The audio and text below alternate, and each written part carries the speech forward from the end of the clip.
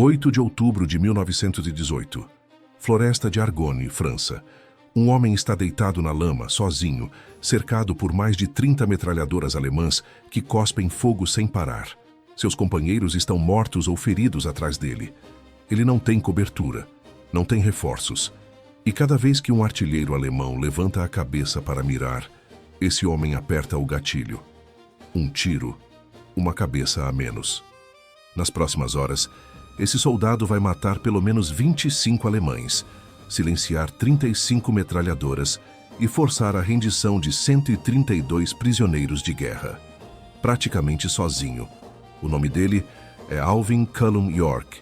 E aqui está a contradição que vai definir este documentário. Menos de 2 anos antes, esse mesmo homem escreveu no formulário de alistamento do Exército dos Estados Unidos uma frase de 5 palavras que deveria tê-lo mantido longe de qualquer campo de batalha.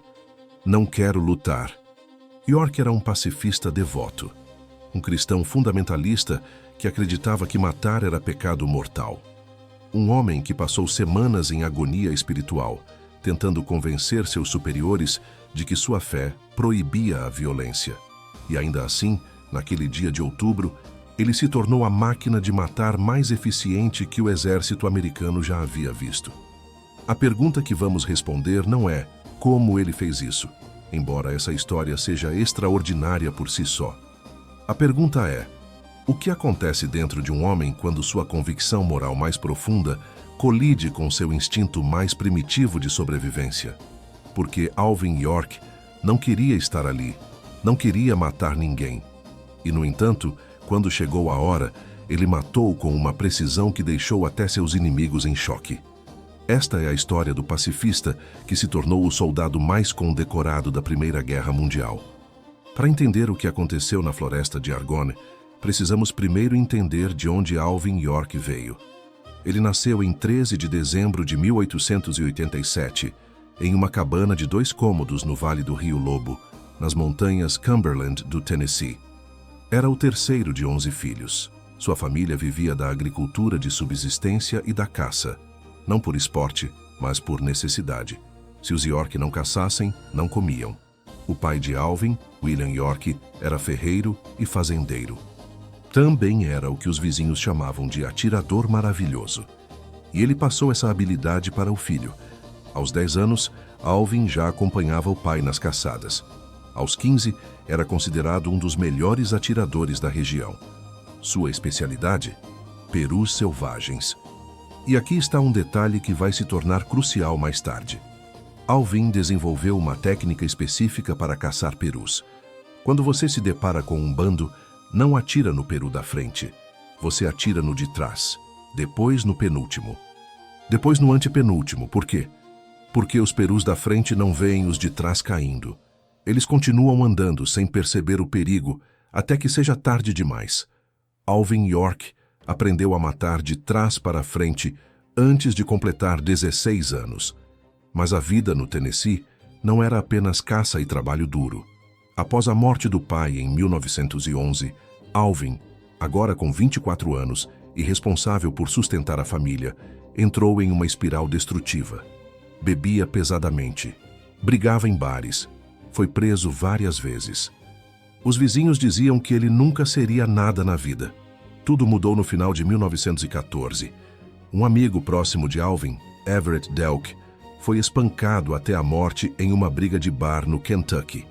A morte violenta de Delk funcionou como um espelho brutal para York. Ele viu seu próprio futuro naquele cadáver. Em 1º de janeiro de 1915, durante um culto de avivamento da Igreja de Cristo na União Cristã, Alvin York teve o que ele descreveu como uma experiência de conversão. Foi como se um raio atingisse minha alma, ele escreveu mais tarde. A transformação foi imediata e total. York parou de beber, parou de brigar, parou de praguejar. Tornou-se líder de hinos e professor de escola dominical. E, crucialmente, abraçou os ensinamentos de sua nova igreja, que proibiam toda forma de violência. A Igreja de Cristo na União Cristã era uma seita fundamentalista pequena, com seguidores apenas em Ohio, Kentucky e Tennessee. Seu código moral era rígido. Proibia bebida, dança, cinema, natação, palavrões e literatura popular. E, acima de tudo, condenava a guerra e a violência como pecados mortais. Alvin York, o atirador de elite, o brigador de bar, o caçador letal, havia se tornado um pacifista devoto. E então, em abril de 1917, os Estados Unidos declararam guerra à Alemanha. Em 5 de junho de 1917, Alvin York, então com 29 anos, foi até o cartório local para se registrar no alistamento obrigatório, como exigido pela lei do serviço seletivo. O homem que entregou o formulário era seu amigo, pastor e agente postal, Rosier Pyle. Pyle conhecia as convicções de York. Ele mesmo encorajou Alvin a usar as proibições religiosas da igreja para obter status de objetor de consciência. No formulário havia uma pergunta: você reivindica a isenção do alistamento? Especifique os motivos. York escreveu: sim, não quero lutar. Sua solicitação foi negada. York apelou. Negado novamente. Apelou uma terceira vez. Negado. O problema era técnico, mas devastador. A Igreja de Cristo na União Cristã não era reconhecida como uma denominação cristã legítima pelo governo federal. Sem esse reconhecimento, suas objeções religiosas não tinham peso legal. Em novembro de 1917, Alvin York foi convocado e enviado para o Campo Gordon, na Geórgia, para treinamento básico. Ele ainda carregava sua Bíblia, ainda orava todos os dias e ainda acreditava que matar era pecado. No Campo Gordon, York se destacou imediatamente como atirador, o melhor de sua companhia, possivelmente de toda a divisão. Seus superiores ficaram impressionados, mas também ficaram preocupados, porque York não escondia suas convicções. Ele disse abertamente a seus oficiais que não queria lutar, que sua fé proibia a violência, que preferia qualquer punição a ter sangue nas mãos. O que aconteceu a seguir foi extraordinário e revela muito sobre a cultura militar americana da época. Em vez de punir York ou forçá-lo a cumprir ordens, seus comandantes decidiram debater com ele. O capitão Edward Danforth, comandante de sua companhia, era ele mesmo um cristão devoto de Augusta, Geórgia. O major George Buxton, comandante de batalhão, era um protestante fervoroso de Providence, Rhode Island. Por horas, às vezes dias seguidos, esses oficiais sentaram-se com York e discutiram teologia. Citaram passagens bíblicas que pareciam justificar a violência em certas circunstâncias. Aquele que não tem espada, venda sua capa e compre uma. Dai a César o que é de César. Se o meu reino fosse deste mundo, meus servos lutariam. York ouvia, questionava, contra-argumentava. Finalmente, o Major Buxton fez algo incomum. Concedeu a York uma licença de 10 dias para voltar ao Tennessee e pensar. Vá para casa, disse Buxton. Ore, medite e volte com sua decisão. York voltou para Pall Mall. Subiu as montanhas que conhecia desde criança. E, segundo seu próprio relato, passou dias em oração e jejum. Quando retornou ao Campo Gordon, sua decisão estava tomada. Eu acredito que Deus quer que eu lute, disse York a seus superiores. E eu acredito que Ele vai me proteger. O pacifista havia decidido ir para a guerra. Mas havia uma diferença crucial entre aceitar lutar e querer matar. York ainda carregava o peso de suas convicções. Ele iria para o campo de batalha. Faria seu dever. Mas prometeu a si mesmo que não mataria mais do que o absolutamente necessário. Eu não queria matar ninguém, ele escreveu em seu diário. Mas era eles ou eu. Essa frase, era eles ou eu, se tornaria o epitáfio de dezenas de soldados alemães. Em junho de 1918, a 82ª Divisão de Infantaria, a All American Division, assim chamada porque seus soldados vinham de todos os 48 estados, chegou à França. O cabo Alvin York, da Companhia G, 328º Regimento de Infantaria, estava entre eles. A 82ª foi designada para a Ofensiva Meuse-Argonne, a maior operação militar americana da Primeira Guerra Mundial. O objetivo? Romper a linha Hindenburg, a última grande linha defensiva alemã, e forçar a rendição da Alemanha. A floresta de Argonne Era o pior lugar possível para uma ofensiva. Imagine uma floresta densa, com árvores antigas bloqueando a luz do sol. Ravinas profundas cortando o terreno em todas as direções. Lama por toda parte. Uma lama viscosa que engolia homens e cavalos. E colinas íngremes cobertas de metralhadoras alemãs perfeitamente posicionadas. Os alemães estavam ali há 4 anos.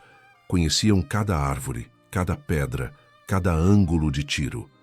Haviam construído bunkers de concreto, trincheiras interligadas e posições de metralhadora sobrepostas que criavam zonas de morte quase intransponíveis. Historiadores militares compararam a floresta de Argonne à floresta de Hürtgen na Segunda Guerra Mundial, um dos combates mais sangrentos do teatro europeu. Era, nas palavras de um oficial americano, o pior lugar da Terra para se lutar uma guerra. Em 26 de setembro de 1918, a ofensiva começou. 9 divisões americanas avançaram contra as posições alemãs. O progresso foi medido em metros e em cadáveres.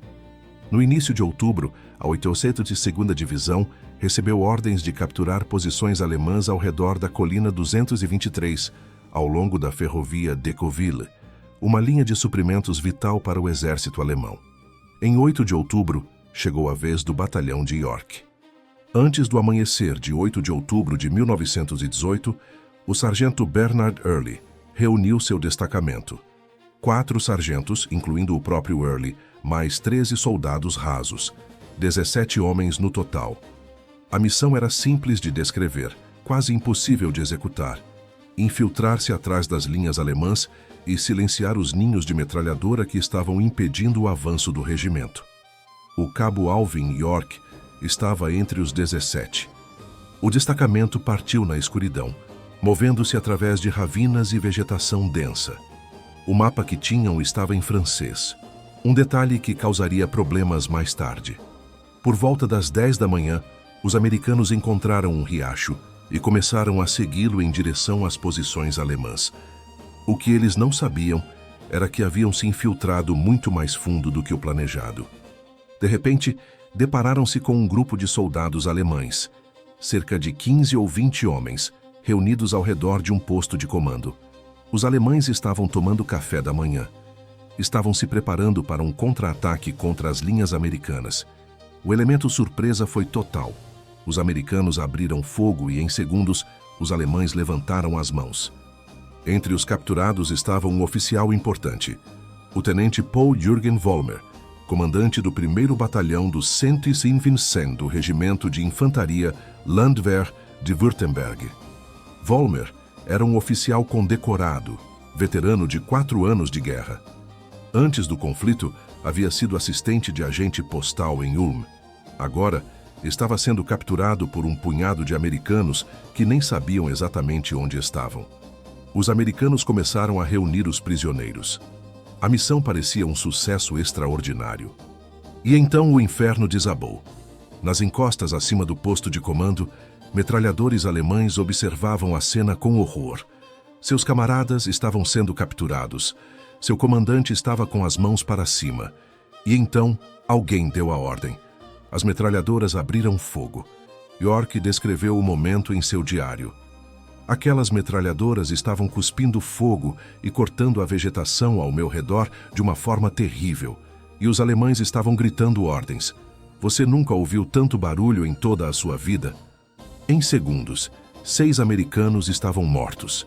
3 outros, incluindo o sargento Early, estavam gravemente feridos. O destacamento de 17 homens havia sido reduzido a 8 combatentes efetivos. E agora, esses 8 homens estavam presos em um vale, cercados por prisioneiros alemães de um lado e metralhadoras alemãs do outro. Sem cobertura, sem rota de fuga, sem reforços. O sargento Early, sangrando profusamente, passou o comando para o próximo na cadeia, o cabo Alvin York. York avaliou a situação em frações de segundo. Os outros 7 americanos precisavam guardar os prisioneiros. Se os alemães capturados tentassem fugir ou contra-atacar, seria o fim. Isso significava que alguém precisava lidar com as metralhadoras. Alguém precisava atacar sozinho. York deixou seus homens sob cobertura, vigiando os prisioneiros, e começou a avançar em direção às metralhadoras, sozinho. O que aconteceu nos minutos seguintes seria debatido por historiadores por mais de um século. Alguns detalhes foram certamente exagerados com o tempo, mas o resultado final é documentado. Alvin York, sozinho, engajou e neutralizou múltiplas posições de metralhadora alemãs. York não tinha escolha tática. Não podia flanquear. Havia metralhadoras em todas as direções. Não podia recuar. Seus homens seriam massacrados. Não podia esperar. A munição era limitada. Ele precisava atirar. E foi isso que fez. York se posicionou de bruços, rifle Springfield apoiado, e começou a fazer o que fazia desde criança nas montanhas do Tennessee: eliminar alvos um por um. Eu não tinha tempo de me esconder atrás de uma árvore ou mergulhar no mato, ele escreveu depois. Eu não tinha tempo nem de ajoelhar ou deitar. Assim que as metralhadoras abriram fogo em mim, comecei a trocar tiros com elas. A técnica de York era simples e brutal. Cada vez que um artilheiro alemão levantava a cabeça para mirar, York atirava primeiro. Para me avistar ou virar suas metralhadoras em minha direção, os alemães tinham que mostrar suas cabeças acima da trincheira, ele explicou. E cada vez que eu via uma cabeça, eu simplesmente a acertava. Os alemães nas colinas não conseguiam entender o que estava acontecendo.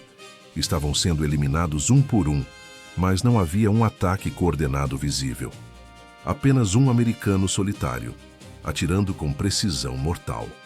O tenente Vollmer, ainda prisioneiro no vale abaixo, assistia à cena com uma mistura de horror e admiração. Ele sacou sua própria pistola e tentou atirar em York. Esvaziou o carregador inteiro sem acertar um único tiro. York continuava atirando. Alemão após alemão caía. E então, algo mudou. Até aqui, você provavelmente imaginou Alvin York como um franco atirador metódico, eliminando inimigos à distância com calma gelada. A realidade foi muito diferente. Enquanto York estava ocupado atirando nos artilheiros nas colinas, um oficial alemão chamado Tenente Endres percebeu uma oportunidade. York estava focado nas metralhadoras. Sua atenção estava dividida. E ele estava a menos de 25 metros de uma posição alemã. Endres reuniu 5 soldados e ordenou uma carga de baioneta. 6 alemães correndo diretamente para York, baionetas brilhando, gritando enquanto avançavam. York se virou. Seu rifle Springfield estava vazio. Ele sacou sua pistola Colt 45, a mesma arma que levava para caçar perus no Tennessee. E aqui está o momento que define quem Alvin York realmente era. Ele não atirou no alemão da frente. Atirou no de trás, depois no penúltimo, depois no antepenúltimo. A mesma técnica que usava para caçar perus, eliminar de trás para frente, para que os da frente não percebam os de trás caindo. Em segundos, os 6 alemães estavam no chão. O último a cair foi o tenente Endres, atingido a poucos metros de York. Este é o momento que transforma a história. Até agora, York era um atirador habilidoso fazendo seu trabalho. A partir deste momento, ele se torna algo diferente, porque York não hesitou, não tremeu, não errou um único tiro. O pacifista que não queria matar ninguém acabara de executar 6 homens em combate corpo a corpo com a precisão de um cirurgião. O tenente Vollmer, assistindo de sua posição como prisioneiro, viu seus homens serem abatidos como animais. Viu sua própria pistola falhar em acertar York. Viu que, a cada minuto que passava, mais alemães morriam. E tomou uma decisão. Vollmer levantou as mãos e gritou em inglês: "Se você parar de atirar, farei todos eles se renderem." York manteve a pistola apontada para Vollmer. "Então faça", disse. Vollmer deu um assobio, o sinal acordado para a rendição. Os alemães nas colinas começaram a descer, mãos erguidas, um por um, depois em grupos. Dezenas de soldados emergindo de posições que York nem sabia que existiam. Mas a situação ainda era perigosa. York ordenou que Vollmer organizasse os prisioneiros em coluna. Colocou os oficiais alemães na frente, com Vollmer liderando, e posicionou-se diretamente atrás do tenente, pistola pressionada contra suas costas. Se alguém tentar alguma coisa, York disse a Vollmer, você será o primeiro a morrer. A coluna começou a marchar em direção às linhas americanas. York usou Vollmer como escudo humano e negociador.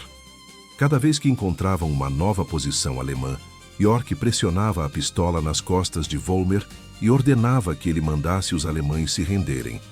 Vollmer obedecia, e mais alemães se juntavam à coluna. Em um ponto, um jovem soldado alemão se recusou a largar o rifle. York atirou nele sem hesitação. Mais tarde, um grupo de bávaros sob comando do tenente Thoma apareceu com rifles apontados prontos para um resgate. York pressionou a pistola contra Vollmer com mais força. Mande-o se render, disse York. Vocês devem se render, gritou Vollmer. Eu não vou, respondeu Thoma. É inútil, disse Vollmer. Estamos cercados. Thoma olhou ao redor. Viu a coluna de prisioneiros. Viu seu comandante com uma pistola nas costas. E cedeu. Eu farei isso sob sua responsabilidade, disse Thoma. Eu assumo toda a responsabilidade, respondeu Vollmer. Os bávaros largaram as armas. Quando a coluna finalmente alcançou as linhas americanas, um oficial contou os prisioneiros. 132 soldados alemães, incluindo 4 oficiais, capturados por 8 americanos, liderados por um único homem. O general de brigada Julian Lindsay, comandante da brigada de York, olhou para o cabo coberto de lama e sangue. Bem, York, disse Lindsay, ouvi dizer que você capturou o exército alemão inteiro. York respondeu, não, senhor. Eu peguei apenas 132. A história de York era tão extraordinária que seus próprios superiores duvidaram dela inicialmente. O general Pershing, comandante de todas as forças americanas na Europa, ordenou uma investigação. Como um único homem poderia ter feito tudo aquilo? Em fevereiro de 1919, após o armistício, York foi levado de volta à floresta de Argonne, junto com o brigadeiro-general Lindsay e uma equipe de oficiais superiores. Eles percorreram o terreno, localizaram as posições, contaram os cartuchos vazios. A investigação encontrou 46 cartuchos de rifle Tu-30-06 espalhados pelas posições de York, consistente com sua declaração de que havia disparado todas as 50 balas de suas bolsas de munição antes de sacar a pistola. Encontraram também 24 cartuchos vazios de pistola, .45, nas posições onde York disse ter enfrentado a carga de baioneta. A conclusão foi unânime. A história de York era verdadeira. Sua cruz de serviço distinto foi elevada à Medalha de Honra, a mais alta condecoração militar americana. A citação oficial diz: após seu pelotão ter sofrido pesadas baixas e 3 outros suboficiais terem se tornado baixas, o cabo York assumiu o comando. Liderando destemidamente 7 homens, ele avançou com grande ousadia contra um ninho de metralhadoras que despejava fogo mortal e incessante sobre seu pelotão. Nesse feito heróico, o ninho de metralhadoras foi tomado junto com 4 oficiais e 128 homens e diversas armas. York também recebeu a Croix de Guerre francesa, a Légion d'honneur e condecorações da Itália e Montenegro. Ao todo, quase 50 medalhas e condecorações. O New York Times o chamou de o maior herói da guerra.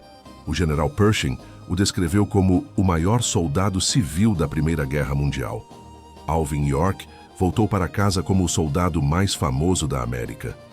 Hollywood queria fazer um filme sobre sua vida. Empresários queriam transformá-lo em celebridade. Políticos queriam usá-lo como símbolo. York recusou quase tudo. Ele voltou para Pall Mall, Tennessee. Casou-se com sua noiva de longa data, Gracie Williams. Teve 7 filhos. E passou o resto da vida tentando construir algo que considerava mais importante que fama ou fortuna: uma escola para as crianças pobres das montanhas. Em 1926, York fundou o Instituto Agrícola Alvin C. York em Jamestown, Tennessee, uma escola gratuita para jovens rurais que, como ele, não tinham acesso à educação. Ele recusou ofertas milionárias de Hollywood por 2 décadas. Só cedeu em 1940, quando precisava de dinheiro para financiar uma escola bíblica interdenominacional. O filme Sargento York, estrelado por Gary Cooper, foi lançado em 1941 e se tornou a maior bilheteria do ano. Cooper ganhou o Oscar de melhor ator. York doou a maior parte do dinheiro para suas escolas. Mas a pergunta que definiu aquele dia de outubro de 1918 nunca foi totalmente respondida, nem mesmo por York. Em entrevistas após a guerra, quando perguntado como se sentia por ter matado tantos homens, York dava respostas evasivas. "Eu não mantive a contagem", disse uma vez. "Eu não sei quantos, eu não quero saber." Quando pressionado sobre como reconciliou sua fé pacifista com suas ações, ele citava a Bíblia. "Ninguém tem maior amor do que este, dar a sua vida pelos seus amigos." Mas em seu diário, escrito logo após a batalha, há uma entrada mais reveladora. "Eu sou testemunha do fato de que Deus me ajudou a sair daquela batalha difícil. Os arbustos estavam sendo atingidos ao meu redor e eu nunca levei um arranhão." York não disse que Deus o ajudou a matar. Disse que Deus o ajudou a sobreviver. A diferença é sutil, mas significativa. Alvin York morreu em 2 de setembro de 1964, em Nashville, Tennessee. Tinha 76 anos.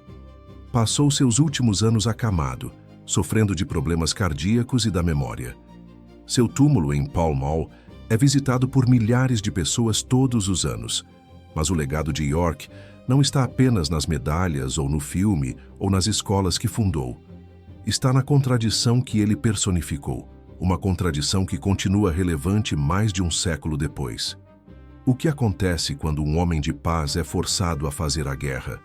York nunca se gabou de suas façanhas, nunca celebrou as mortes que causou. Quando Hollywood quis glorificar sua história, ele insistiu que o filme mostrasse sua luta espiritual, suas dúvidas, sua relutância. Porque a verdade sobre Alvin York não é que ele era um herói de guerra que adorava matar. A verdade é que ele era um pacifista que descobriu, no pior momento possível, que tinha um dom terrível. Ele podia matar melhor do que quase qualquer pessoa viva. E escolheu usar esse dom apenas uma vez, apenas quando não havia outra opção, apenas para proteger os homens sob seu comando. Depois disso, guardou a pistola e voltou para casa. Essa é a lição de York.